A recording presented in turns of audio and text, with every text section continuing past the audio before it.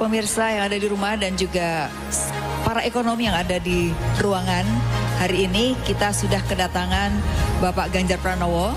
Dan di sesi yang ketiga ini kita akan mendengarkan paparan visi dan misi dari Bapak Ganjar Pranowo dan juga nanti kita akan ada diskusi dengan beliau. Untuk tidak memperpanjang waktu, kami persilakan Bapak Ganjar Pranowo.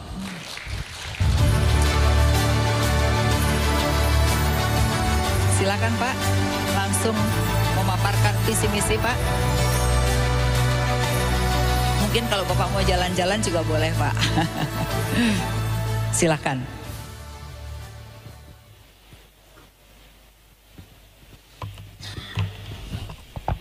Ya mau jalan-jalan tapi belum makan, jadinya nanti kalau pingsan gimana? Assalamualaikum warahmatullahi wabarakatuh. Selamat siang, salam sejahtera untuk kita semua, Bapak Ibu yang sangat saya hormati dari Indef, dari CNBC. Saya menyampaikan terima kasih sudah mengundang. Tentu banyak orang sangat penting di sini, hampir semuanya wajahnya sebagian besar saya kenal gitu. Mohon maaf kalau tidak saya sebut satu persatu, semua saya hormati, saya banggakan. Saya ada beberapa paparan dan beberapa paparan ini tidak terlalu original untuk hari ini karena beberapa kali sudah kita paparkan di tempat lain, tapi tidak jauh-jauh dari apa yang menjadi agenda-agenda yang kami sampaikan. Sesuai dengan permintaan kemarin cerita akselerasi bagaimana ekonomi kita itu bisa bertransformasi, kita kasih judul Indonesia Unggul, mulai percepatan ekonomi. Bapak Ibu yang sangat saya hormati, slide berikutnya. Kita memang lagi melihat dunia sedang tidak baik-baik saja, tekanannya luar biasa. Kemarin saya diundang di CSIS, saya sampaikan juga pada seluruh yang hadir di sana, situasinya tidak mudah, kita harus survive. Maka ada current economy dan human capital menuju pada new economy. Boleh kita buka satu-satu? Current economy ini kita bagi dua, antara problem terkait dengan infrastruktur dan yang kedua terkait dengan industri. Kalau kita melihat infrastruktur, Bapak Ibu, saya kira 10 tahun Pak Jokowi sudah melakukan itu. Pertanyaannya ada yang protes, kenapa bandaranya sepi, pelabuhannya sepi, jalan tolnya kok belum menghasilkan. Maka utilisasinya yang mesti kita lakukan. Dan hari ini tidak hanya urusan pemerintah pusat, bagaimana mengorkestrasi dengan seluruh pemangku kepentingan termasuk di daerah. Minimal saya pensiunan orang daerah. Dan tentu saja konsep kemudian yang kita lakukan adalah bagaimana infrastruktur ini bisa kita dorong. Minimal kalau dari gambar ini kita mendorong satu contoh saja. Ketika kemudian ada dari keluarga miskin kita jadikan sarjana, dia sekolahnya dari desa ke kota. Kemudian kita harapkan nanti dia akan kembali ke desa dan di desa dia akan membangun desanya. Insentif yang diberikan, pelindungan yang diberikan, akses yang diberikan kepada mereka, yang kita harapkan kemudian ini bisa menjadi inisiatif untuk tumbuh bersama dan bisa meningkatkan nilai tambah dari infrastruktur yang ada. Dan tentu saja kotanya tidak makin berat karena kemudian terjadi migrasi dan desanya bisa tumbuh, tapi menjaga lokalitas yang ada di desa dan desanya jangan dijadikan kota. Biarkan lokalitasnya muncul, biarkan kearifannya muncul. Maka ada istilah kami kalau orang Jawa itu negoro mawa toto, desa mawa coro. Biarkan cara berkembang, tidak harus ditata, sehingga nanti dalam konteks governance-nya juga mesti memperhatikan gaya desa. Jangan sampai jadi birokratisasi yang ada di desa membuat sangat rumit. Ini beberapa contoh, dan dari desa ini ada catatan bagaimana kita bisa mandiri pangan dan ketersediaan infrastruktur digital yang kita harapkan itu akan mampu mendorong segala potensi kreativitas yang ada di desa. Berikutnya, maka kalau kita melihat dari sisi industrinya, Bapak Ibu yang sangat saya hormati, ada top 3 dari komoditas ya, mulai bahan bakar dari mineral kita yang cukup besar nilainya, lalu ada biji mineral kita yang cukup besar dan karet. Tapi karet ini lagi agak tenggelam, dan kemarin saya dari Palembang, dari Lampung, mereka bercerita, Pak tolong kami Pak, karet kami harganya hancur. Sudah pupuknya mahal, obat-obatannya mahal, Dan kemudian tertuduhnya adalah pemerintah. Mereka menyampaikan, tolonglah kami. Kejadian serupa beberapa waktu sebelumnya terjadi di sawit. Dengan buah sawit itu, tandan buah segarnya itu harganya sampai terpuruk sampai 500 perak. Sekarang sudah naik menjadi 2.000, sudah cukup bisa menolong. Dan tentu saja proses industrialisasi yang bisa kita lakukan mulai dari besi baja, contoh tadi minyak sawit, kimia dasar organik yang bersumber dari hasil pertanian dengan nilai-nilai yang saya tuliskan di sana. Sampai kemudian setelah dari komoditas yang ada masuk pada industrialisasi adalah komersialisasi. Saya kasih contoh produk lokal saja.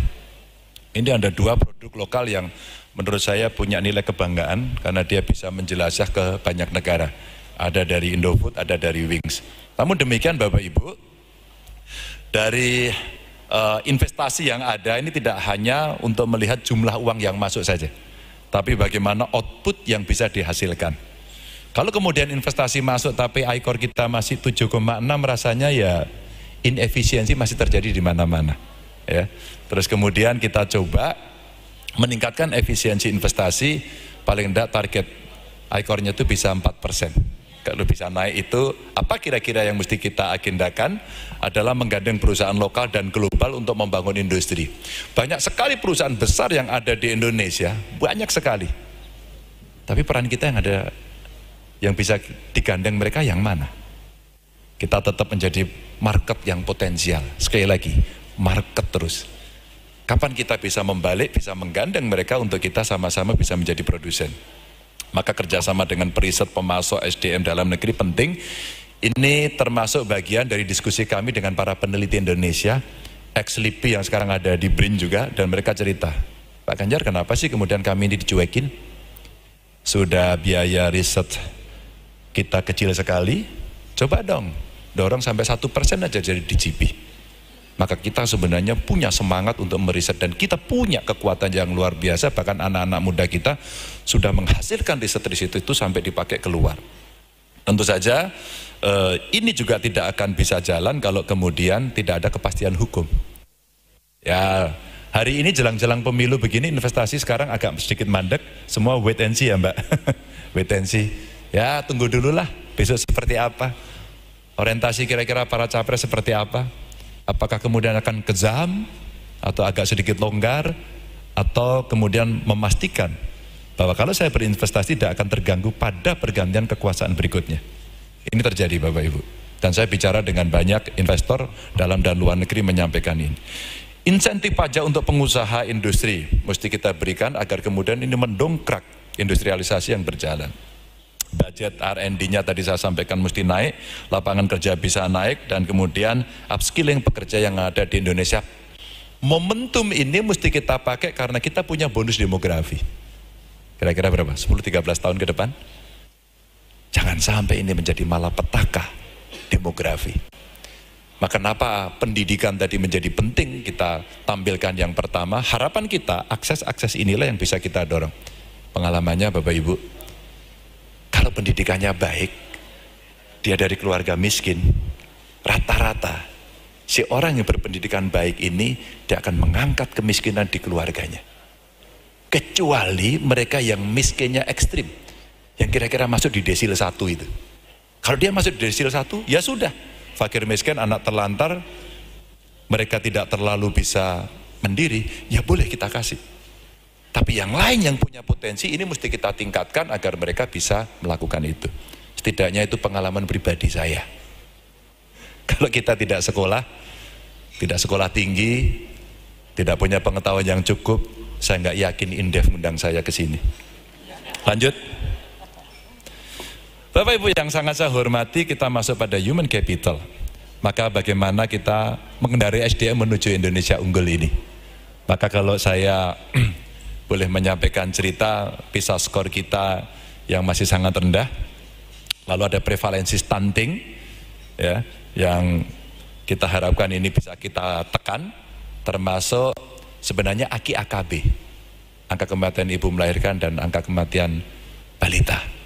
Maka saya punya pengalaman ini di mana tiba-tiba ada orang asing datang melakukan supervisi dan kemudian ditanyakan, AKI Anda tuh tinggi loh. Waktu itu saya sebagai gubernur baru, saya tidak ngerti indeks ini. Jadi terasa, apa sih ini? Ternyata ini indeks yang begitu pentingnya buat kita. Namun inspirasi datang dari seorang bidan yang mengatakan bahwa Pak Ganjar di Jawa Tengah itu AKI tertinggi ada di Brebes. Tapi catat Pak, yang kedua itu ada di kota Semarang. Menarik, satu daerahnya luas dan miskin, yang satu kota yang sangat maju, paling maju di Jawa Tengah. Lalu apa yang terjadi? Ternyata komunikasi. Dan kita mesti aware pada ibu hamil. Maka saya buatkan program nginceng wong meteng waktu itu. Ya kan, ketawa kan, kalau saya programnya memeriksakan ibu hamil, periksa kandungan rutin, pasti gak menarik. Begitu bilang nginceng wong meteng, tertarik semua. Maka nempel di sini, apa yang kita inceng? Pastikan ibu yang hamil itu sudah periksa. Gak ada nginceng itu gini, gak ada. Nginceng itu pasti gini. Membidik, serius, fokus. Cari ibu hamil. Setelah saya tanya pada ahli-ahli kesehatan, ternyata 20% kandungannya itu bermasalah dan punya risiko tinggi. Bapak Ibu, ini pencegahan stunting yang pertama. Dia hanya butuh periksa rutin, begitu ketahuan yang 20% itu kita intervensi. Hanya butuh itu saja. Jadi butuh orang yang rajin, ibu-ibu PKK, kayak Dasawisma, kayak Posyandu, kayak aktivis, kayak terserah.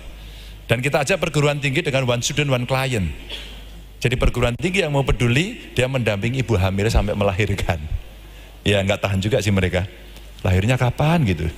Kalau baru hamil sekarang kan dia nungguin 9 bulan 10 hari. Kalau yang ketemunya pas dapat 9 bulan hanya dia kerjanya 10 hari. Tapi sebenarnya kita ingin mendorong bagaimana kita menekan itu. Ini menurunkan stunting. Termasuk akhirnya kita nemu dengan masyarakat, partisipasinya bagus. Pak Ganjar, saya punya beras fortifikasi. Alhamdulillah kemarin kita uji coba, beberapa perguruan tinggi kita minta untuk meriset, hasilnya bagus. Maka saya bilang, genjot itu. Saya pensiun. Ya nanti kita teruskan. 100 universitas terakreditasi unggul kita harapkan menjadi tempat-tempat anak-anak kita bisa belajar. Dan pendidikan untuk buruh yang berprestasi dan keluarganya, untuk mendorong bahwa masa depan dari keluarga itu begitu turun ke anaknya, nanti ke cucunya, makin hari naik kelas. Dan itu kemudian akses belajar. Nah kalau kita punya 20% anggaran pendidikan, rasanya kok bukan tidak mungkin kita mempercepat. Tinggal bagaimana memanage. Yang saya dengar dari mereka, Pak ini dipakainya ke sana, ke sini, ke sono, dan tersebar. Tidak terkonsolidasi dengan baik. Apakah itu betul? Nanti kita cek. Kurikulum yang siap kerja, ini pas, industrialisasi, ada bonus demografi, maka kalau di tengahnya dikasih pendidikan yang pas, match, ketemu dia. Ketika industrialisasi masuk, ada yang padat modal, ada yang padat karya, maka dua-duanya harus bareng. SDM seperti apa yang Anda butuhkan? Sebuah piloting sebagai kerjasama pusat dan daerah ada di kawasan industri Batang. Begitu yang padat karya ada tapi dikit, padat modalnya masuk agak banyak, kita sudah hitung ternyata suplai tenaga kerjanya dipertanyakan, apakah ada dari daerah itu? Maka mumpung masih proses, kita siapkan SMK di sana. Ya. Kita siapkan SMK agar dia kemudian bisa bertemu di ujung, sehingga SMK ini betul-betul akan bisa memenuhi kebutuhan kriteria yang dibutuhkan oleh industri itu.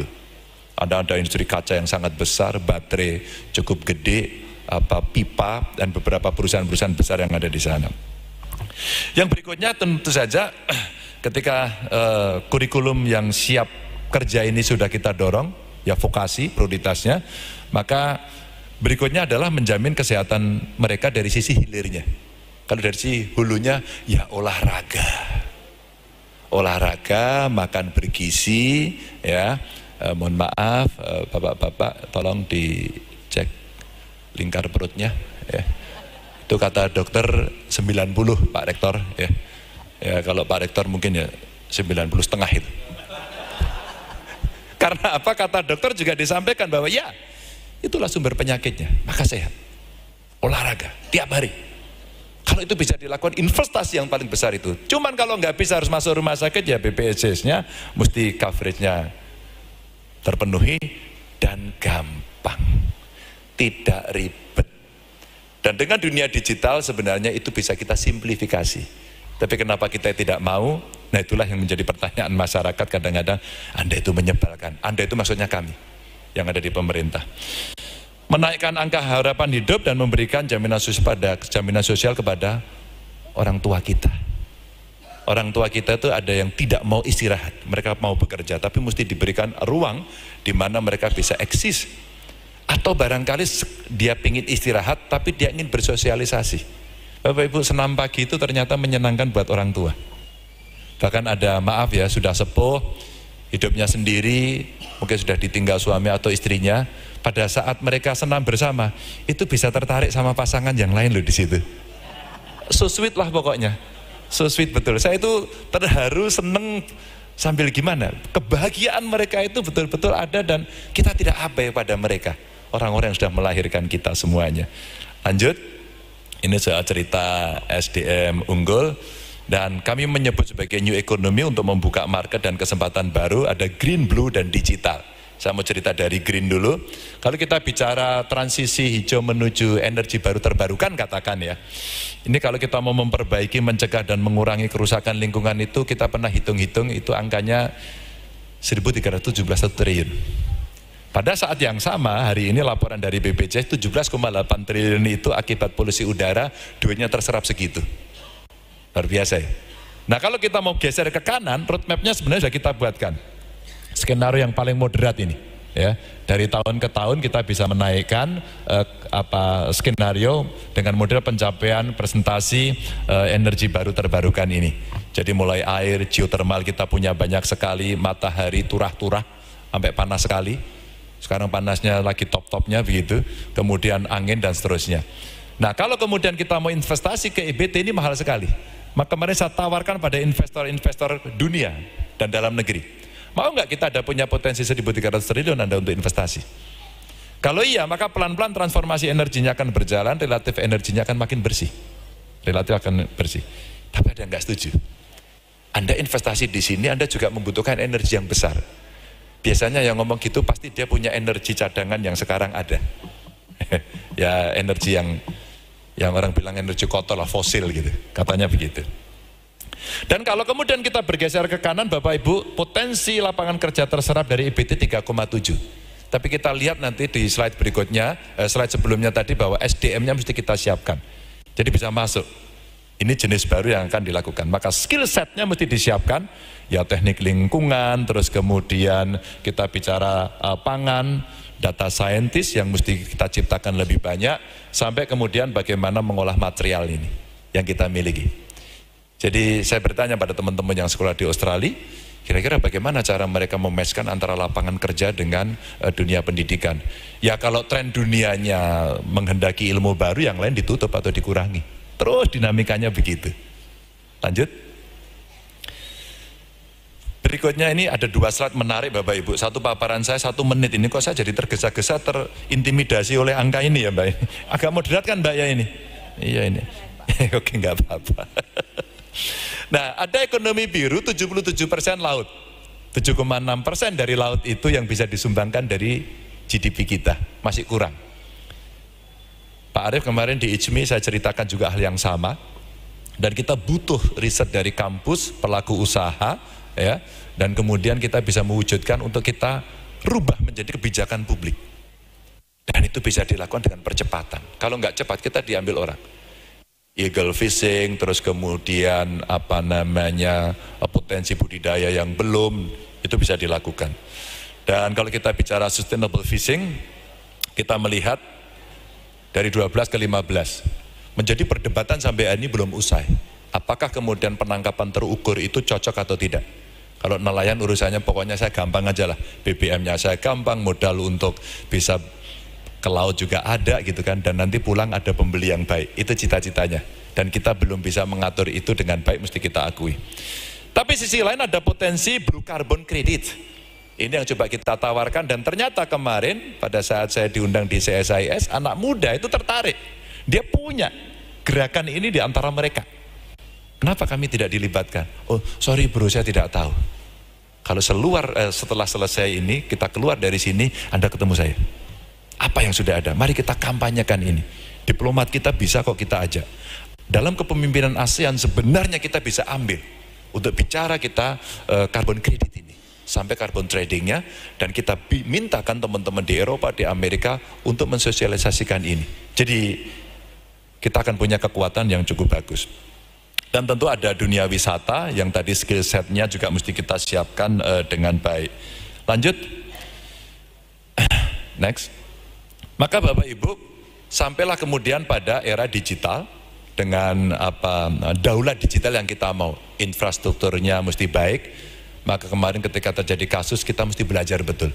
Kita itu mau bangun infrastruktur saja, kalau aparatusnya kemudian tidak punya integritas yang tinggi, di mindsetnya tidak anti korupsi, maka terjadilah kejadian itu. Pasti kita menyesalkan semua. Dan itulah yang kemudian melakukan perlambatan bagaimana digitalisasi bisa dilakukan di Republik ini. E-commerce, game AI, meskipun AI sekarang juga jadi persoalan di banyak negara, tapi faktanya ini sekarang ada dan bisa menjadi sesuatu yang membuat manusia lebih mudah, ya, membuat manusia lebih, itu positifnya.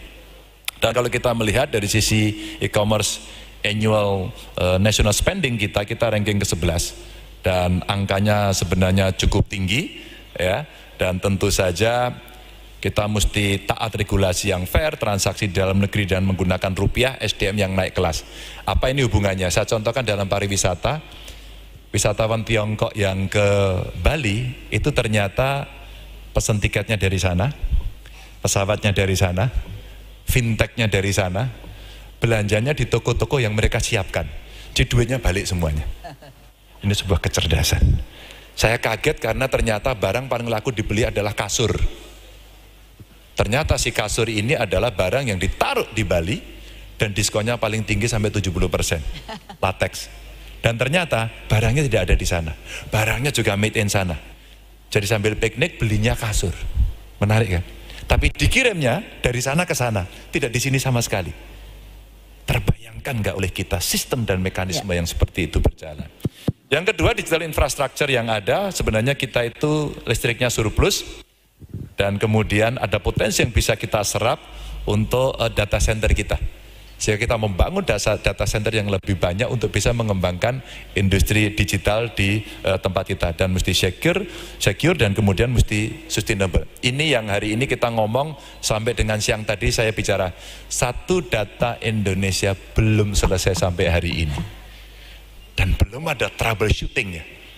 Padahal kalau satu data itu beres, maka kita tidak akan berdebat dengan siapapun terkait dengan berapa hasil pangan kita, berapa impor yang kita butuhkan. Masih ada lagi? Ya. Slide-nya? Terakhir, pas.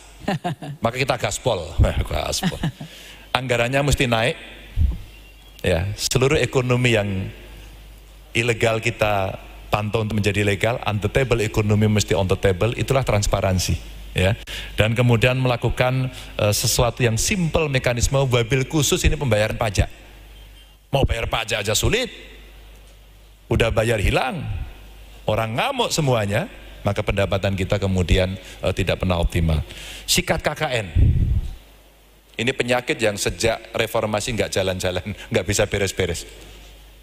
Kita mesti pada keseriusan yang sama kalau kita mau maju, dan salah satunya adalah digitalisasi dengan e-budgeting, e-planning dan seterusnya, bahkan mungkin sampai e-audit.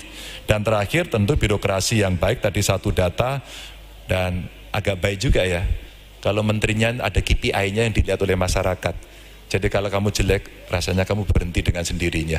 Wassalamualaikum warahmatullahi wabarakatuh. Terima kasih Pak Ganjar, kita kasih aplaus buat Pak Ganjar. Kami persilakan Pak untuk duduk, nanti setelah moderator bertanya ada beberapa yang menanggapi ya Pak ya. Baik, menarik yang kita lihat dari paparan Bapak dan juga visi Bapak yang paling menarik adalah ekonomi berbasis maritim ya Pak. Itu menjadi menarik karena orang bicara tentang hilirisasi dan lain-lain, Bapak ke arah maritim. Jadi orang ingin tahu seperti apa sebenarnya implementasi dari ekonomi maritim, karena kita lihat dari sisi mereka tenaga kerjanya itu tidak sebanyak sektor pertanian. Kemudian mungkin dari pariwisata apakah juga akan diangkat, karena ini tidak hanya membentuk perikanan kelautan saja tapi mungkin yang lainnya. Itu mungkin bisa dijawab Pak yang pertama. Yang kedua, kalau kita melihat Bapak juga selalu bicara tentang digitalisasi dan itu menjadi satu poin pokok di dalam. Nah, seperti apa model digitalisasi? Karena kita sudah lihat infrastruktur sudah mulai dibangun dari pemerintahan, kemudian juga ada smart city dan lain-lain di level daerah. Nah, seperti apa digitalisasi yang akan dikembangkan oleh Bapak ya? Dan yang ketiga mungkin terkait dengan di mana nanti usaha di dalam negeri itu harus mendapat porsi, baik itu di dalam anggaran pemerintah khususnya adalah proyek-proyek, jadi tidak semuanya harus impor tapi mereka diberikan porsi yang cukup. Itu menarik sekali Pak gitu. Nah mungkin bisa dijawab Pak 3 hal itu. Terima kasih. Boleh nggak ditayangin lagi yang laut ya tadi? Yang maritim, belum ekonominya yang, ya ekonomi. Bagaimana caranya? Ya. Wong kita 77% kok. Kalau kita bandingkan jumlah tangkapan ikan saja. Dari panjang laut pantai kita yang ada di Indonesia dengan di Vietnam itu bedanya luar biasa. Tapi kenapa kita kalah? Di Lampung kemarin masih orang protes, Pak saya itu ngurus izin kapal tuh susahnya Pak setengah mati. Dalam konteks governance apa yang bisa kita lakukan? Kalau di daerah itu katakan diberikan otonomi dan dia sulit, maka ada semacam lembaga bandingnya. Atau harus ada semacam supervisornya, kakaknya, namanya gubernur. Kalau dari kabupaten ya, namanya gubernur. Gubernur itu sebenarnya seperti jembatan ya, like a bridge, yang menghubungkan atau wakil pemerintah pusat di daerah, menghubungkan. Maka sebenarnya kalau bisa mengambil inisiatif dari sana, problem yang ada di daerah bisa diselesaikan, yang nggak bisa diomongin ke pusat. Ketika itu tidak bisa dikerjakan, regulasinya dirubah.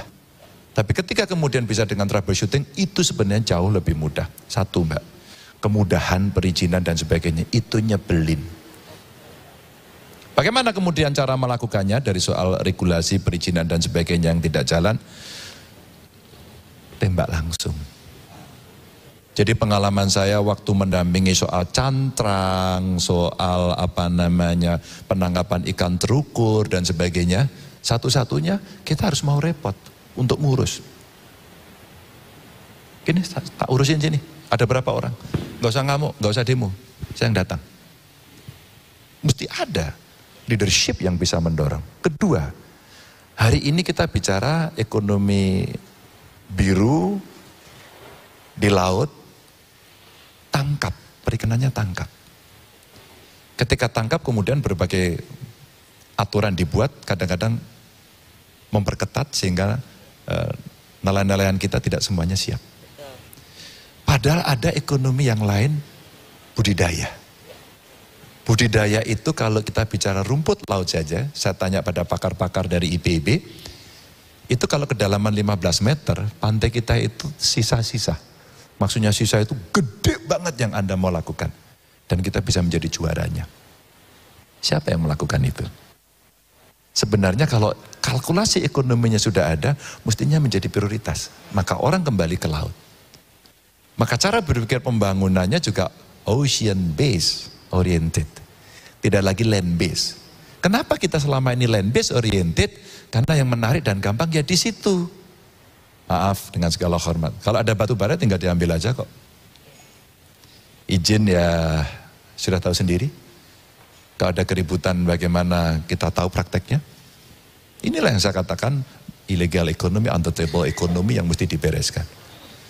Dari laut juga kemudian turunannya disiapkan sampai kepada industrinya. Masa nangkap ikan tapi nggak ada cold storage-nya. Masa mau nangkap ikan BBM-nya nggak ada. BBM subsidi itu pernah ada SPDN, Solar Package Dealer untuk nelayan, tapi kemudian sekarang hilang.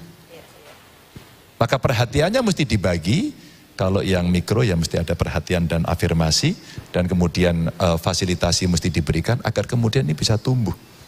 Kalau ini bisa tumbuh, Mbak, gedenya minta ampun. Saya belum bicara energi ya di laut ya. Saya belum bicara laut dalam, belum bicara risetnya. Tapi ada pariwisatanya juga yang sudah mulai kita singgung. Tapi interkoneksinya juga disiapkan agar kemudian orang itu datang itu akan terhubung terus-menerus dan bisa mendapatkan lebih banyak fasilitas tentang laut. Yang kedua tadi soal digital. Ya.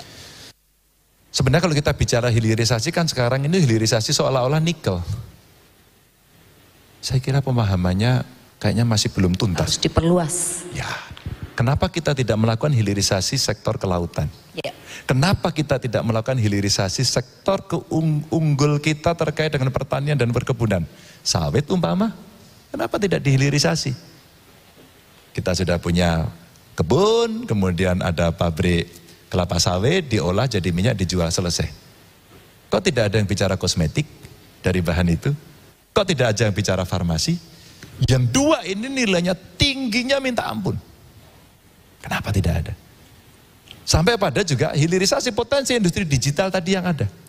Infrastrukturnya ada, fasilitas diberikan, sebelahnya ada pengguna namanya ekonomi kreatif, maka dibutuhkan kreatif hub yang lebih banyak, berikan kemudian pendamping yang ada di sana. Maka dia akan muncul. Tadi di holding saya ceritakan bagaimana ekonomi kreatif tumbuh, pengarang lagu, desainer, chef, terus kemudian ahli-ahli modifikasi mobil, motor, yang ternyata dengan dunia digital dia kerjakan itu semuanya, termasuk games developer. Maka ini sebenarnya potensi yang sangat konkret, dan waktu kemarin saya bicara Mbak dengan para pelaku ini, lalu apa problemmu bro? Pak, kami ingin meningkatkan kapasitas Pak, usaha kami apa? Kami butuh akses modal.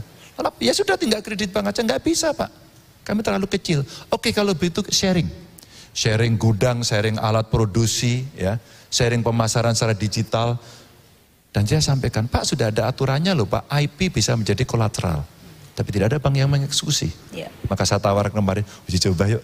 Waktu itu saya jadi gubernur, Bank Jateng aja, biar pecah telur. Maka sebenarnya dalam konteks industri di digital ini, potensi itu gede. Coba Mbak bayangin Mbak, listrik kita sisa. Coba diserap deh ke industri digital. Maka akan lebih banyak kemudian di tempat kita ini luar negeri yang punya industri digital gede itu masuk ke Indonesia dan ada di Indonesia, nilai tambahnya ada di kita. Itu kira-kira. Satu lagi tadi apa ya? Jadi yang satu lagi, tadi jadi artinya di sini ekonomi biru itu terkait dengan ekosistem pastinya. Ekosistem memang harus dibantu. Itu menjadi menarik karena itu yang sekarang ini miss ya Pak ya. Betul. Terkait dengan ekosistem. Nah kemudian yang tadi ketiga pertanyaan mengenai ini Pak. Jadi Bapak akan memberikan peluang buat usaha kecil di dalam negeri untuk berkontribusi terhadap kalau ada pembelian barang dan jasa dari pemerintah, kan mereka juga harus diberikan kontribusi bahkan sampai 50%. Ini menarik juga. Gimana Pak? Aku kasih contoh aja yang konkret ya. Suatu ketika perintah presiden adalah 40% dari APBN APBD dibelanjakan untuk UMKM. Gimana coba kita ngerjakannya?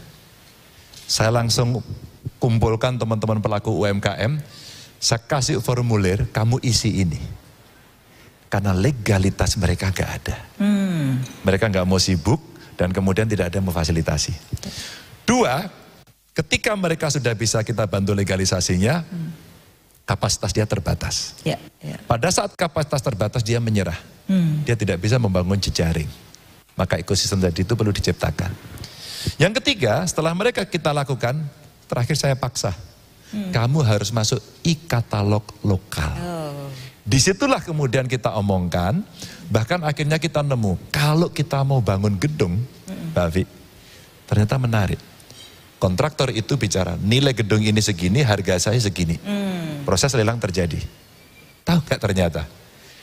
Begitu masuk e-katalog lokal, UMKM-nya muncul, pasir, tehel, terus kemudian batu bata, kayu, interior, desain.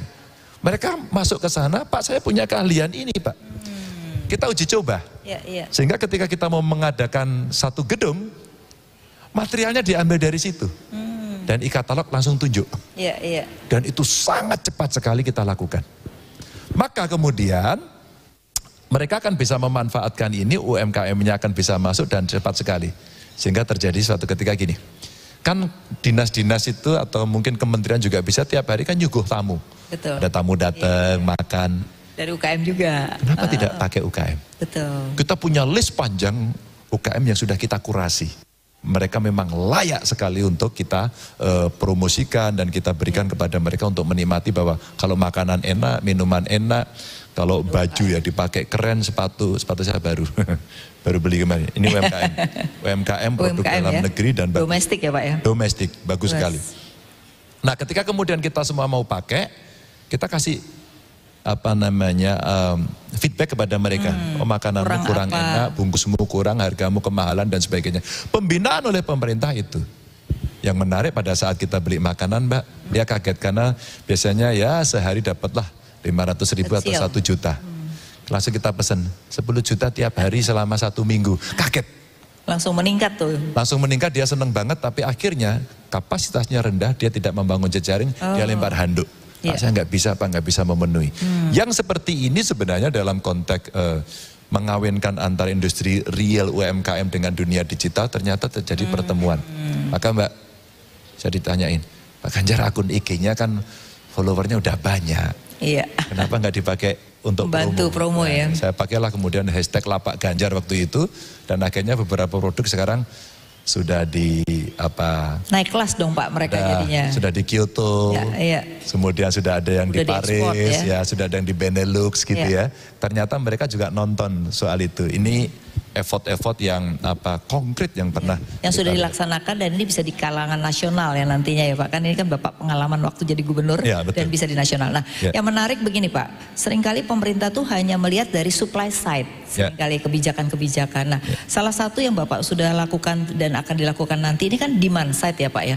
Nah, ini menjadi penting termasuk dalam insentif fiskal. Dulu kan selalu bicaranya supply side. Nah, ini menarik Pak, karena kalau kita lihat demand side baru domestik, tapi bagaimana juga demand side terhadap ekspor, misalnya dengan negara-negara lain apa sih yang dibutuhkan gitu. Jadi tidak hanya bicara supply side. Nah, kalau kita bicara tentang hilirisasi juga demikian kan Pak. Kita bicara demand. Nah, sejauh mana Bapak memang melihat hilirisasi yang dilakukan ini sudah lihat demand? Jangan-jangan sudah jadi barang produksi nggak ada yang beli gitu. Nah, ini seperti apa? Karena banyak seperti itu Pak yang terjadi. Iya, sebenarnya kan ini bisa dimitigasi dan dihitung.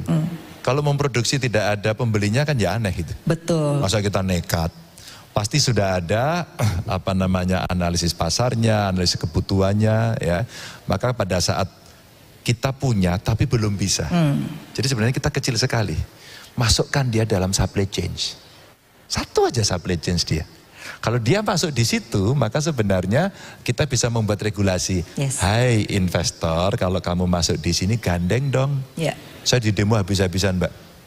Saat itu terkait dengan pabrik semen yang ada di Rembang, luar biasa. Saya hanya bilang, kok diem aja nggak ada yang nangani nih? Ini kan punya BUMN. Ini kan punya Anda. Kok nggak ada yang nangani? Tapi karena di wilayah saya semuanya diam, saya turun tangan. Lalu saya negosiasikan dengan mereka. Apa negosiasinya? Saya sampaikan. Anda bisa nggak kasih saham kepada desa yang ada di situ melalui BUMDesnya? Waduh Mbak, negosiasinya minta ampun rumitnya. Akhirnya kami mengalah mundur 1 step agar bisa dapat. Terjadilah akhirnya ada 6 BUMDes yang ada di sana punya saham dari anak perusahaan. Maka ini saya jadikan satu modeling waktu itu. Kalau umpama buat tol kita tawarkan aja. Anda mau ganti rugi, dibayar, atau Anda dikonversi menjadi saham. Jadi ada beberapa pilihan. Sebenarnya begitu, sehingga demokrasi ekonominya kita berikan kepada mereka tanpa kemudian meninggalkan mereka. Katanya dalam perencanaan pembangunan ada teori no one left behind. Gitu ya. Ayo kita ajak. Ayo kita libatkan dan mereka kita cerahkan dengan pengetahuan itu. Baik. Nah Pak, yang menarik juga ini terkait dengan energi terbarukan ya. Tadi Bapak sangat bagus sekali memaparkannya. Kita lihat roadmapnya tuh sebenarnya udah ada Pak. Harusnya kita berapa persen ke arah energi terbarukan. Tapi selalu kita kembali ke fosil. Nanti misalnya kayak sawit, udah lari ke B20, sekarang B20-nya hilang Pak. Nah ini gimana agar bisa terlaksana dengan konsisten sehingga bukan roadmapnya yang diganti, tapi kita melakukan sesuai dengan roadmap. Apa Pak yang dilakukan? Ternyata kita part of global ya. Pertanyaan yang sama kemarin juga ditanya kalau nggak salah Dubes Belanda kemarin, nanya ke saya. Anda bicara ini tapi Anda masih pakai batu bara. Saya bilang, iyalah wong kami punya kok. Saya nggak pungkiri. Dan pengusaha batu bara Indonesia itu kaya-kaya, bener nggak? Halo, yang pengusaha batu bara, pasti bener. Emangnya itu dipakai di tempat kita saja? Kan tidak. Kemana dia? Diekspor. Ekspor.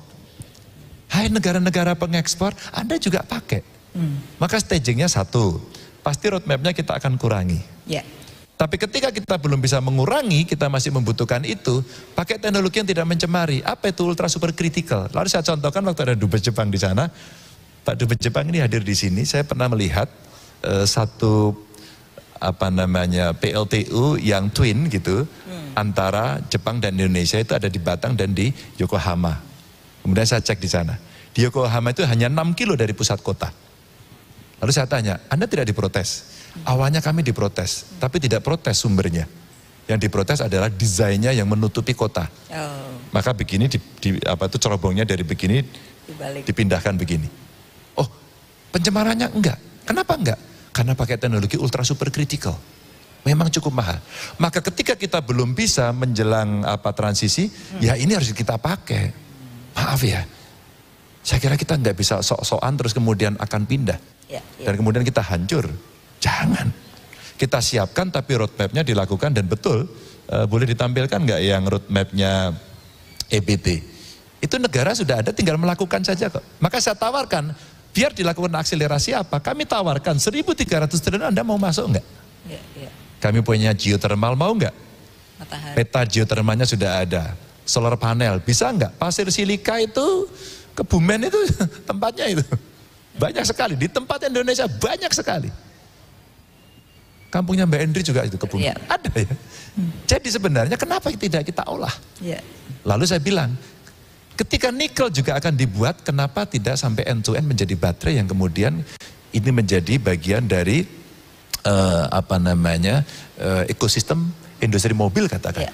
Tapi kita nggak punya litium, Pak. Loh, yang punya litium kan Australia. Betul. Maka dalam konteks politik luar negeri kita, udah bebasnya itu, kita punya hak untuk menentukan dengan siapa kita berkawan dan untuk kepentingan apa kita menjalankan.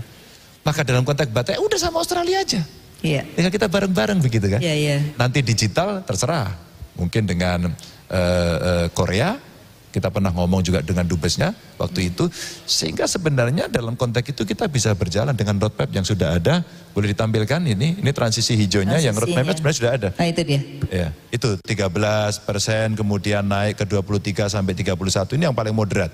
Nah kita butuh itu, maka kita tawarkan pada para investor, silakan yang punya Anda mau masuk dan kita akan bekerja sama. Jadi sama-sama menguntungkan.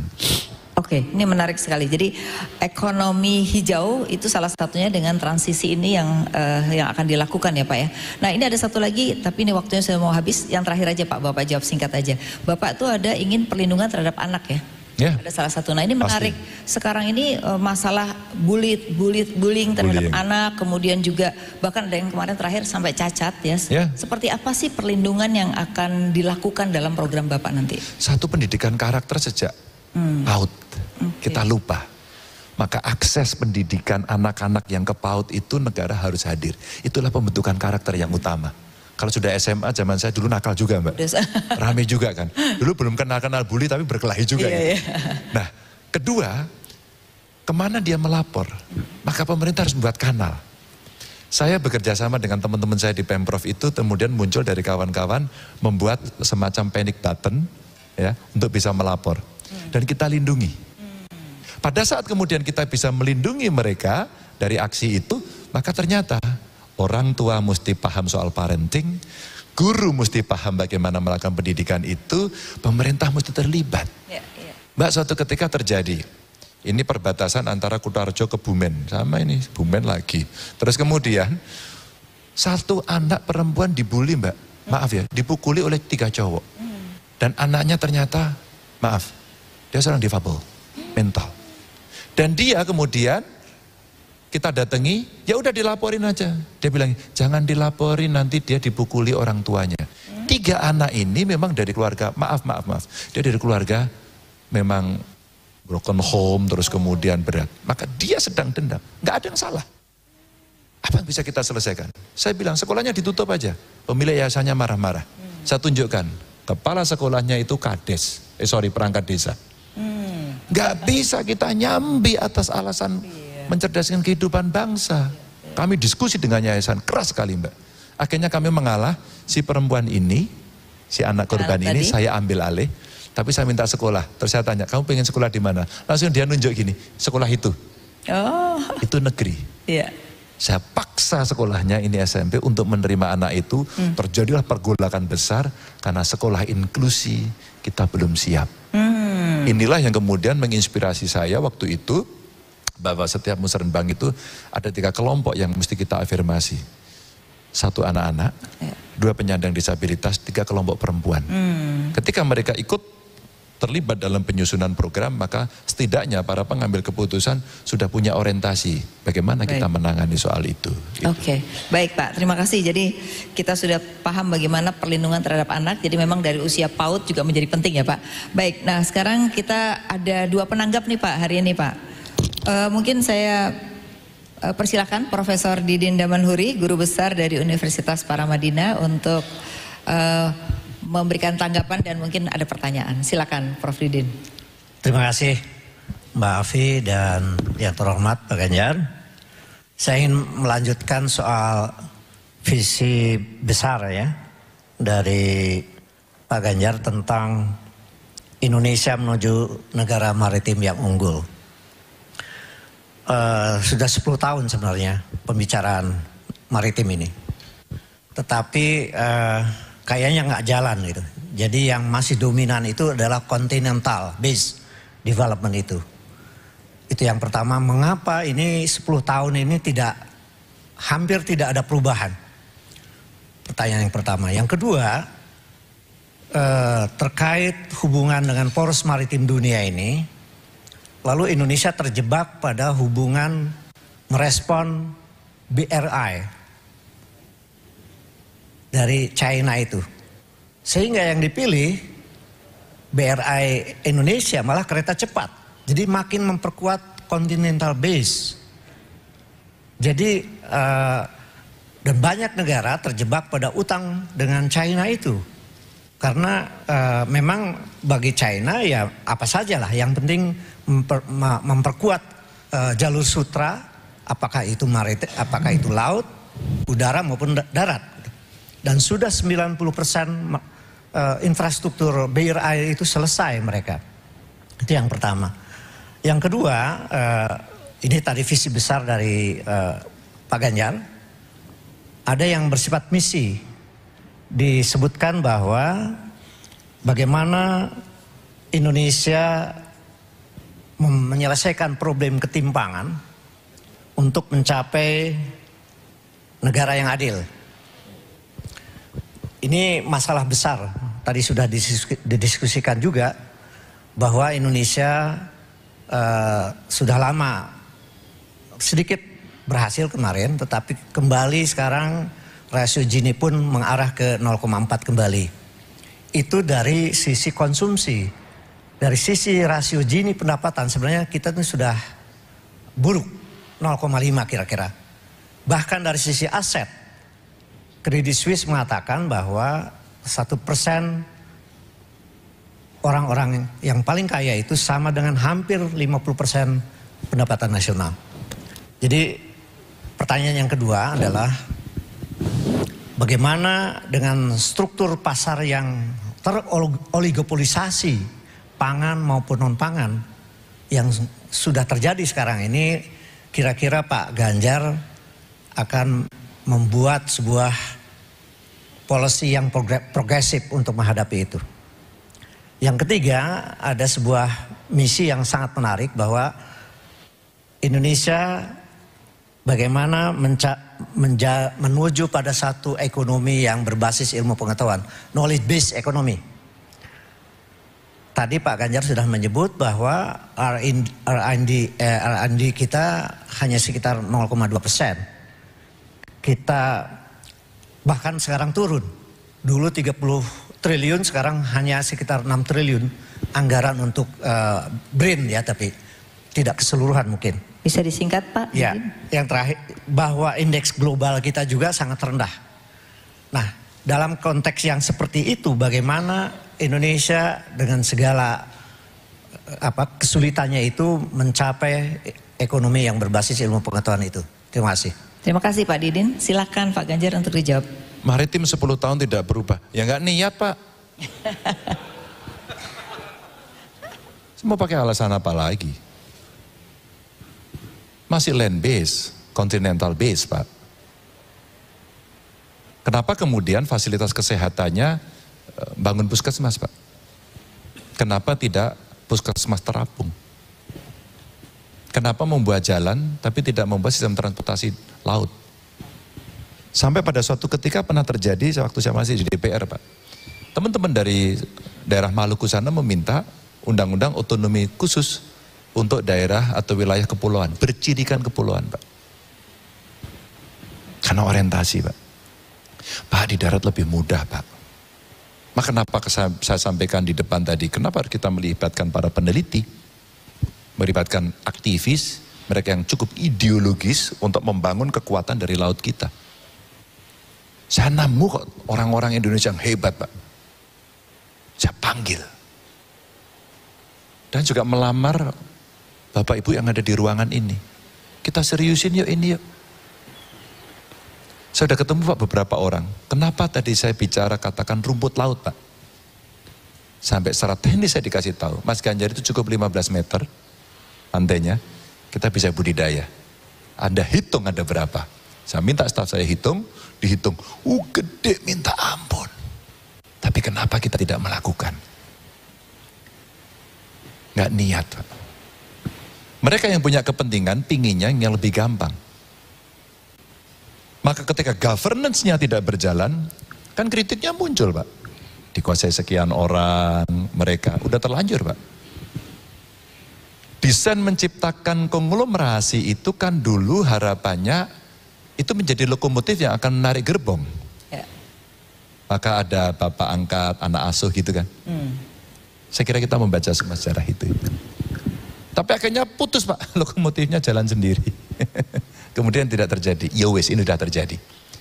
Maka perbaikan yang mesti kita lakukan hari ini adalah yuk kita kembalikan dan orientasinya kita pindahkan. Termasuk membangun tadi soal ketimpangan di wilayah. Saya senang sih sebenarnya ketika Kalimantan kemudian dibangun, infrastrukturnya juga dibangun, industrinya dibangun, dibuat kawasan khusus. Bahkan kalau kita mau bicara konteks pertanian yang pupuk kita hari ini kurang dan bermasalah berat, aja tuh Malaysia, yang di wilayah Borneo aja, Pak. Malaysia, terus kemudian Brunei, dan Indonesia, Pak. Ya. Kita buat yang ada di sana. Supply-nya lebih dekat, Pak. Kenapa kita tidak mau? Supaya nggak oligopoli ya, Pak. Karena kan tadi pertanyaannya ya, oligopolinya. Nanti jadinya betul, Bu. Ya. Akhirnya oligopoli termasuk pangan kan? Iya, justru itu, Pak. Ayo coba bawang putih kita merosot terus, Pak. Impornya naik terus. Ayo buka datanya. Betul sekali. Siapa yang bermain? McLaren, Pak. Maklar. Indef punyalah datanya itu. Maka petani diminta nanam itu nggak mau. Pernah mendengarkan nggak Pak Didin? Apa komentar di bawah? Ini tanaman subtropis, bukan tanaman kita sulit. Ya kan ada IPB, ada ITB, ada UI, ada UGM, ada perguruan tinggi hebat-hebat. Kasih dia penugasan. Jadi ini petugas negara, Pak, bukan petugas yang lain. Bukan petugas partai. Ya Pak Rektor. Okay. Pak Rektor saya kasih IPR. Udahlah IPB aja. Saya harus ceritakan ulang ini. Saya jatuh cinta pada pidato beliau soal bioscience di ITB, di IPB itu. IPB. Bioscience, Pak. Ini teknologi masa depan. Kita mesti punya itu. Risetnya mesti kita perkuat itu. Yeah. Kalau itu kemudian kita lakukan, Pak titip dong Pak, bawang putih Pak. Ya kita akan impor karena kita nggak cukup. Yeah. Tapi jangan kebangetan. Harus ini order saya sama beliau. Apa yang dilakukan beliau? Bu, kita punya apa namanya bawang putih yang di Tegal. Apa? Di Brebes. Di Brebes, di Tegal, kita bikin. Sama IPB. IPB sama Jawa Tengah sama Kabupaten. Karena saya gemes. Hanya tinggal pengakuannya saja. Oke, jadi maka Pak, bagaimana kemudian agar tidak terjadi oligopoli? Kembalikan Bulog pada fungsi awal, Pak. Ya, stabil. Pangan jangan dilempar ke pasar, Pak. Pangan harus dikuasai negara. Ini soal hidup mati bangsa. Begitulah prasasti Bung Karno di IPB. Oke. Aku semangat banget ya, Pak ini. Oke, yang mungkin ada lagi yang mau tanya Pak, cuman terakhir aja baca mengenai R&D yang 0,2%, apakah memang nanti akan ditambah sampai 1% lah. 1%, cukup besar. 1%. Dan ini caranya tidak hanya APBN taruh gitu aja enggak Pak. Pak, tax deduction bisa loh. Iya. Prakteknya sudah berjalan belum? Belum loh. Iya. Coba perusahaan gede-gede itu, oke, kamu bayar sekian, kamu kerjasamakan ya. Kita butuh ini cepat. Maka kalau kemudian knowledge base ekonomi tadi mesti didorong, kita juga bermitra Pak dengan perusahaan. Oke. Maka perusahaan, oke lah, pajakmu dibayar sekian, tapi yang sekian kasih pada para peneliti. Ini ya tugas saya, ini. Maka kalau kita ada endowment fund LPDP katakan ya Pak ya, anak-anak yang sekolah itu mesti negara yang mendesain. Aku butuh ahli bawang putih, aku butuh ahli garam. Pak, 77% laut kita itu merupakan dominasi dari wilayah. Iya. Tapi garam nggak bisa dipenuhi. Mau nyalain siapa Pak? Mestinya menjadi prioritas dong. Oke. Maka ada menteri protes keras karena minta impor garam dinaikkan tinggi sekali. Dan proteslah menteri itu keras karena dia ingin mempertahankan prinsip. Ini contoh saja Pak yang kita dengarkan dan kereta cepat dan lain sebagainya. Ya kita sudah tahulah Pak cerita itu, kita bisa berdebat panjang, tapi yang sudah terjadi mesti kita maintain Pak. Maka saya bicara polurginya, politik luar negeri kita, mesti kita melakukan review-review soal itu biar kita tidak terjebak. Baca buku Economic Hitman itu. Nanti bisa dilanjutkan untuk yang itu ya Pak. Ini ada pertanyaan terakhir nih dari Bapak Muhammad Faisal dari Direktur Eksekutif Core Indonesia. Kami persilakan. Mungkin pertanyaannya dikurangin ya Pak. Sambil saya catat. Langsung, oke, baik, terima kasih. Assalamualaikum, selamat siang Pak Ganjar. Saya ada 2 poin yang ingin saya tanggapi sekaligus juga meminta pertanyaan dari Pak Ganjar. Yang pertama saya mau menyambung tadi ekonomi maritim dan juga ketimpangan. Tapi saya mau fokus ke arahkan ke Indonesia Timur. Tadi Pak Ganjar udah nyebut Maluku, Kalimantan dan sebagainya. Nah, tanpa bermaksud menyinggung sara, saya by ethnicity representasi dari Indonesia Timur. Tapi untuk mendongkrak Indonesia Timur ini kompleksitasnya luar biasa Pak. Bukan berarti tidak ada dalam 10 tahun terakhir itu upaya. Tapi kalau kita melihat ekonomi kita, pergeserannya sangat sedikit sekali. Tadi mendorong maritim, tapi tol laut tidak terlalu banyak efektif selama ini. Memang sudah ada pembangunan infrastruktur, tapi dampaknya untuk jual produk-produk perikanan yang di Maluku dan lain-lain itu tetap masih masalah dari sekarang. Ada bangun smelter untuk hilirisasi di daerah-daerah yang ada smelter, terjadi pertumbuhan ekonomi double digit. Tapi kemiskinan tidak terlalu banyak berubah, bahkan di beberapa tempat kemiskinannya meningkat. Mau bangun pariwisata, transportasinya sangat mahal. Nah, jadi kompleks sekali. Memang sudah ada sekarang IKN, tapi pertanyaannya apakah pembangunan IKN bisa menjawab kompleksitas masalah di Indonesia Timur ini? Jadi pertanyaan saya, yang poin pertama, strategi yang terobosan, yang konkret, yang berbeda dari yang sudah-sudah, yang lebih baik, yang lebih efektif, apa yang bisa dijalankan Pak untuk Indonesia Timur? Itu yang pertama. Yang kedua, kami, ya saya rasa banyak ekonom yang percaya bahwa mengapresiasi visi dari Pak Ganjar bahwa industri manufaktur harus ditingkatkan. Target dari Pak Ganjar untuk pertumbuhan industri manufaktur itu 7,5 sampai 8% itu dalam misinya. Nah, ini bukan target yang main-main Pak, karena 2 kali lipat dari pertumbuhan yang sekarang 4%. Tapi termasuk kami, ekonomi dari Core juga percaya bahwa ini memang harus dilakukan percepatan ini, ya karena bagian daripada transformasi ekonomi. Nah, tapi di misi Pak Ganjar yang lain juga pertanyaannya apa? Cukup. Karena 2 nih, ada 2 yang terkait. Misi yang lain adalah juga meningkatkan kesejahteraan buruh, termasuk meningkatkan upah. Nah, tapi Pak, banyak yang beranggapan bahwa meningkatkan upah buruh itu akan mengganggu upaya untuk menarik iklim investasi, termasuk didorong industri manufaktur. Jadi pertanyaannya kurang lebih sama. Strategi terobosan yang konkret, apa Pak yang lebih baik, yang lebih efektif untuk bisa menyejahterakan buruh, tapi juga bisa mencapai misi yang 7,5 sampai 8% industri manufaktur tadi pertumbuhannya, Pak. Terima kasih. Terima kasih Mas Faisal. Silakan Pak Ganjar, waktunya 32 menit. Terima kasih Pak Faisal. Indonesia bagian timur ini kemiskinannya tetap tidak nendang meskipun dibuat pembangunan. Kan pembangunannya tidak melihat manusianya Pak di sana. Begitu industri dibuat di sana Pak, Bapak mau sebut apa? Tol laut, smelter katakan di sana. Bahkan industri yang dibangun di tempat itu, SDM-nya dari mana Pak? Jawa. Kalau tadi saya sampaikan, ini kami punya contoh ya Pak ya, waktu dibuat di Batang itu Pak. Ini SDM-nya dari mana? Saya tanya dulu sama perusahaannya, kamu butuhnya speknya seperti apa? Sudah ada belum manpower planning-nya? Kalau belum, boleh nggak kita isi? Maka kemudian saya sampaikan tadi, pada saat itu paralel kita bikinkan. Kalau tidak, maka yang terjadi ya wis, dibuatkan smelter, tapi kita butuh waktu. Karena tenaga kerjanya kemudian diambilkan dari luar.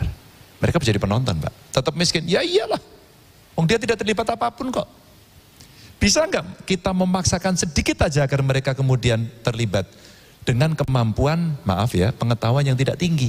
Contoh, seluruh cateringnya diserahkan kepada mereka. Ya. Seluruhnya. Maaf, contoh. Ya sudah kalau tidak punya skill yang bagus, tenaga kasarnya tetap harus diambil di situ. Diatur saja Pak. Maka kemudian mereka akan terpancing untuk bergerak. Tapi itu kasus Pak. Kalau kita mau buat roadmap, Pak, perguruan tinggi dan sekolah Pak, nggak ada yang lain Pak. Di tempat itu nggak ada sekolah Pak. Mau kemana? Mereka ke Jawa Pak. Bapak sekolah di mana? Ke Jawa Pak. Siapa yang kemudian kembali? Maka tadi infrastruktur yang sudah bagus tadi, mereka dari kampung pergi ke kota, dari kota dia kembali ke kampung, termasuk di Indonesia Timur. Mereka menjadi pionir untuk bisa membangun itu. Sekolah. Dan mesti mendapat prioritas. Ya. Tanpa prioritas Pak, mohon maaf. Itu akan menjadi cerita dongeng. Maaf ini. Dan kita coba dorong, NTT umpama. NTT itu cuacanya, iklimnya mirip dengan Australia. Lalu saya ngomong, maaf dengan segala hormat juga. Di sana stunting tinggi, angka kemiskinan masih tinggi, Betul. karena kondisi alamnya seperti itu. Kenapa kita tidak membuat pabrik garamnya di sana Pak? Pak itu alasannya katanya macam-macam Pak.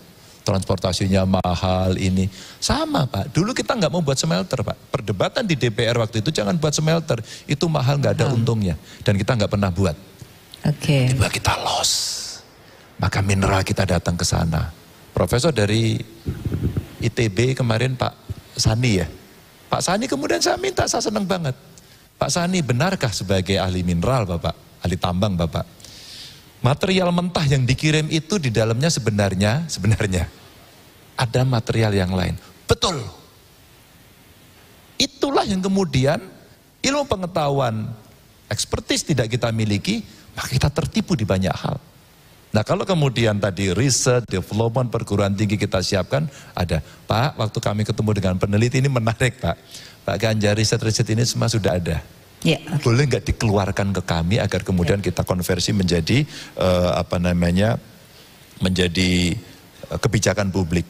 Nah, pertumbuhan ekonomi sampai 7% katakan, kenapa? Kami pernah bicara dengan Bu Sri Mulyani Pak, sebelum pandemi Pak. Mas Ganjar siapin dong gitu Mbak waktu itu. Kita dorong. Pak kalau enggak kita middle income trap Pak. Maka kita push. Salah satu pengusaha saya tanya, bagaimana caranya salah satu menurutmu agar tumbuh? Pak, kepastian hukum dan penegakan hukum Pak. Itu beres, pemerintahan bersih, Pak itu running Pak, gelinding sendiri. ya. Ini menarik buat saya karena dia pengusaha. Dan PR terakhir tersendiri. soal upah buruh. Ya. Saya bertanya pada buruh Pak. Saya diejek udah sering Pak. Jawa Tengah apa upah buruhnya paling rendah? Iya. Tapi pabrik-pabrik relokasi ke Jawa Tengah. Iya. Betul. Terus saya tanya kedua, apa problem buruh? Buruh saya tanya gantian. Dia punya 4 Pak. Dia takut anaknya nggak bisa sekolah. Dia takut keluarganya tidak bisa mendapatkan jaminan kesehatan. Dia khawatir karena tidak mendapatkan akomodasi yang baik. Dan dia berat di ongkos Pak, transportasi. Oke. Satu Pak, sekolah. Kalau buruh upahnya rendah, maka intervensi pemerintah mewajibkan seluruh anak buruh itu sekolahnya beres gratis Pak. 2, kesehatannya BPJS-nya wajib. Gak ada sunahnya ini Pak, wajib. Ketiga, ketika kemudian akomodasinya nggak ada, di kawasan industri mesti ada rusunawa, rusunami. Keempat, transportasinya. Kami buat praktek, Pak. Namanya bis Trans Jateng, Pak. 2.000 perak, Pak. Dan itu menyelesaikan persoalan mereka bisa hemat lebih banyak, transportasinya lebih lancar. Baik. Ini sekedar gambaran praktis, Pak, mudah-mudahan bisa menjawab, tapi kalau belum, kami sangat senang seandainya Bapak Ibu punya pikiran dan masukan untuk kami. Mohon maaf. Masih ada 2 penanya lagi, Pak, terakhir. Ada 2 ya, saya coba siapa ya? Mbak Vivi Alatas, satu lagi, yang belum pernah bertanya, sektor keuangan ada Pak Helmi Arman. Ya, 2. Silakan dua-duanya dulu, nanti Bapak baru jawab ya Pak. Daripada satu-satu nanti susah motongnya Pak. Silakan Mbak Vivi, habis ini nanti Mas Helmi. Terima kasih Mbak Afi. Selamat siang Pak Ganjar. Salah satu hal utama yang menjadi fokus Pak Ganjar adalah kemiskinan dan ketimpangan. The biggest ticket untuk mengatasi ketimpangan dan kemiskinan di Indonesia datangnya dari pemuda dan perempuan. Kenapa? Karena potensi mereka belum teroptimalisasi. Pemuda berumur 19 sampai dengan 29 tahun hanya sekitar 1,7% yang sudah mentas. Ini studi Prospera. Mentas di sini diartikan punya pekerjaan formal, gajinya nggak gede-gede amat, sekitar di atas 5,2 juta dan punya cuti. Kemudian pada saat yang sama, memang di tahun 2022 ada 1,85 juta sarjana baru. Namun pengangguran paling tinggi datangnya dari lulusan universitas. Pengangguran sarjana hukum hampir mendekati 30%. Demikian juga hal yang sama perempuan. Perempuan labor force participation kita dari tahun ke tahun sudah puluhan tahun masih sekitar 50-53%. Ada diskriminasi untuk perempuan di lapangan kerja, di tempat kerja. Upah perempuan rata-rata sekitar 1/3 sampai dengan 40% lebih rendah daripada upah laki-laki dengan karakteristik yang sama. Kembali pertanyaan seperti pertanyaan Pak Faisal, apa terobosan konkret yang akan Bapak lakukan jika Bapak terpilih untuk memberdayakan potensi anak bangsa, perempuan dan pemuda? Terima kasih. Mas Helmi silakan, mohon dibantu mic ya. Terima kasih Mbak Afi. Selamat siang Pak Ganjar. Izinkan saya bertanya mengenai modalitas pembangunan infrastruktur di Indonesia ke depannya.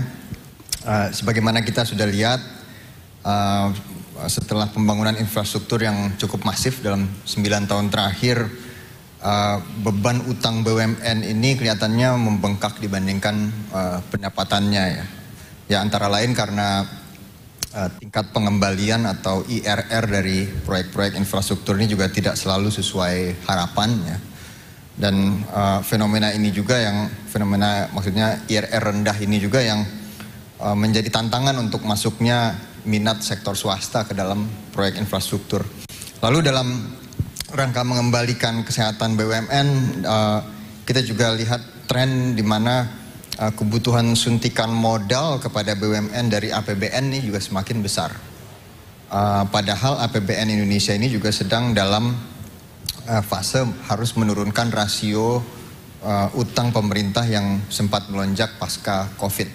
Jadi mungkin pertanyaan saya, bagaimana strategi Bapak mengenai pembiayaan infrastruktur ke depannya ya di tengah berbagai keterbatasan ini? Terima kasih.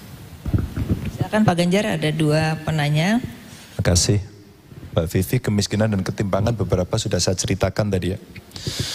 Akses pendidikan yang baik itu akan mengatasi kemiskinan. Termasuk ketimpangan tadi, kalau kita membuat prioritas skala kayak Indonesia Timur pada keunggulan yang ada di sana, maka kemudian kita akan memilah dan memilih kalau daerah itu potensi lautnya tinggi, mereka punya kultur hidup di laut, kenapa kita tidak mengembangkan itu? Kenapa kita tidak kembangkan itu? Ini contoh saja. Yang saya tadi Pak di NTT garam, di Maluku laut gitu ya. Sulawesi ada tambangnya tapi juga ada lautnya. Ini sebenarnya yang saya sampaikan sebagai sebuah skala prioritas untuk kita kembangkan. Ada risetnya dan ada perguruan tinggi yang bisa membantu. Kalau kemudian kita mau melibatkan, oke, ketimpangan itu korbannya biasanya pada anak dan perempuan, terjadi pengangguran, dan bagaimana menyelesaikan itu. Semua yang pengen bekerja, pilihannya ada dua. Anda mau jadi pegawai atau Anda jadi pengusaha. Sebenarnya dalam konteks merdeka belajar hari ini bagus banget. Tapi masih belum lepas. Saya menawarkan pada perguruan tinggi, saya undang, mahasiswamu itu daripada 1 semester di situ suruh praktek aja. Boleh ke perusahaan, boleh ke kantor saya. Pernah terjadi waktu itu dari Visipol UGM.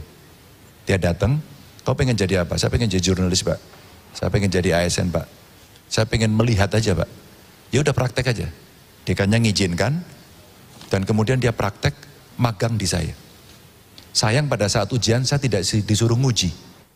Mestinya saya ikut nguji dong. Nah ujiannya akhirnya paper, tapi oke. Itu dilakukan. Tapi mereka bisa learning by doing dan mengerti. Maka saya dorong mereka, kenapa Anda tidak menjadi entrepreneur? Pada saat entrepreneur pasti persoalannya satu, dia mengatakan selalu, kami gak punya modal Pak.